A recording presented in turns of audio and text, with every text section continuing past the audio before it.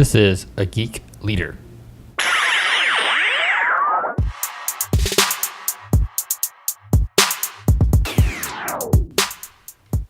Okay, guys, today is episode 4, and we're going to be talking about having that difficult conversation. As technical leaders, and really any leader, creative, technical, or in any field, in any aspect of life, you have to be able to and be willing to have difficult conversations.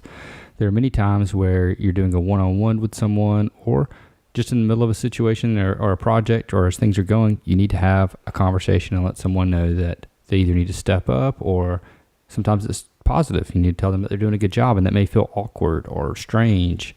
And you need to just be, confident in yourself that you can have that difficult conversation.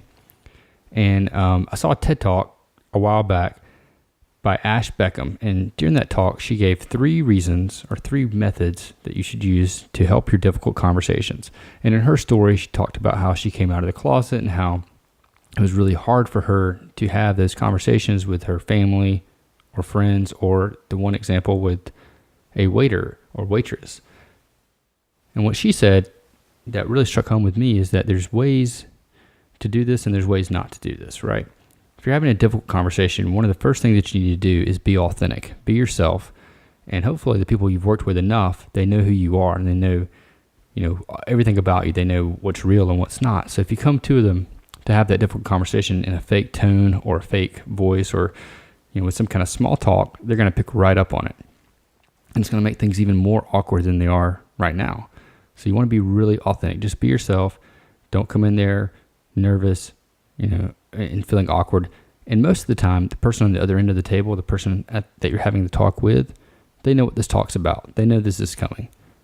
And if you're really awkward and really strange and, hey, how's the weather doing? Instead of just coming right to them and say, hey, we need to talk about this, they're going to sense what's up, and they're going to, try to either avoid it, or it's going to be really awkward for them too. It's going to make the situation just really bad. All right, so be authentic. Number 2, be direct. Rip the Band-Aid off. That's the phrase that I like to think about whenever you're having that difficult conversation with someone on your team or someone at work. Just rip the Band-Aid off. All right, don't beat around the bush. Don't do that thing where you sandwich a positive with a negative with a positive. It really doesn't work.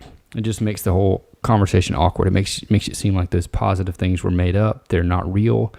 It takes away from you as a leader. All right, so be direct. And like I said just a few minutes ago, they know what's coming, right?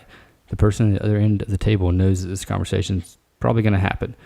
They usually sense it, whether they show you that or not. So be direct. Just rip the Band-Aid off.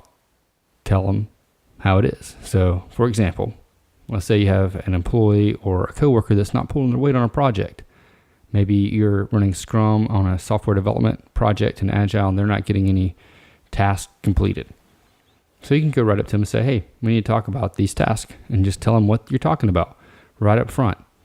Don't sugarcoat it and say, hey, can you come talk to me about something whenever you get a few minutes? No big deal. No, don't do that. Don't, be direct. Just go straight to them and say, hey, man, you're not pulling your weight on these projects. We need to talk about that. Let's figure it out. Don't be harsh. Don't be mean. One thing really important also while you're being direct is to not be stern. Be stern, but don't be like hard on them. Watch your tone of your voice. Okay, so there's different things with your tone. You can say the same thing and get multiple meanings based on the tone of your voice. For example, one of the examples that I use in my class when I'm teaching, I'll look at someone and say, so you're a PHP developer? Or then I'll say, hey, you're a PHP developer. See how those 2 sentences were the exact same words, but they had different meanings, right? Because of the tone of my voice.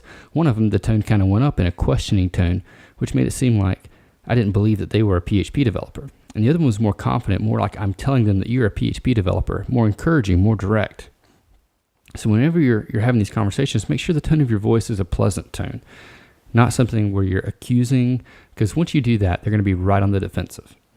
All right. So remember, step 1, be authentic. Step 2, be direct. And step 3 is be unapologetic. Okay, so you don't want to go into one of these things and say, I'm really sorry we have to talk about this, because that's just going to take the whole point of the conversation off the table, right? They're no longer going to think that this is really important. They're no longer going to think this is a real deal. So don't be apologetic. Be unapologetic. Be proud of what you're talking about, all right? So in any of those difficult conversations, when you're going right to them and being open and direct about this. Say, look, we're doing this for the betterment of the team, for you, for me, for betterment of everybody, right?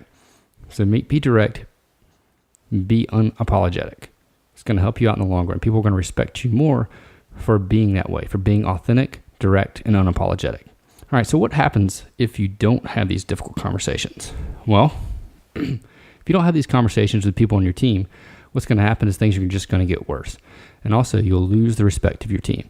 What you will find, though, once you step up and you have this difficult conversation, you have this thing that feels awkward, it feels uncomfortable at first, your team is going to really respect you, and they're going to come away having, a better impression of you than they would have otherwise.